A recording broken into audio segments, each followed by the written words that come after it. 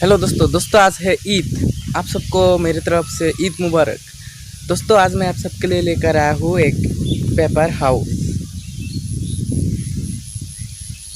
दोस्तों अगर आपको ये हाउस पसंद आए वीडियो को लाइक कर देना, हमारे चैनल को सब्सक्राइब कर लेना और आने वाले वीडियो देखने के लिए बेल आइकन ज़रूर दबा देना। और दोस्तों कमेंट में ज़रूर लिख देना एक बार ईद मुबारक। तो चलिए वीडियो को शुरू करते हैं।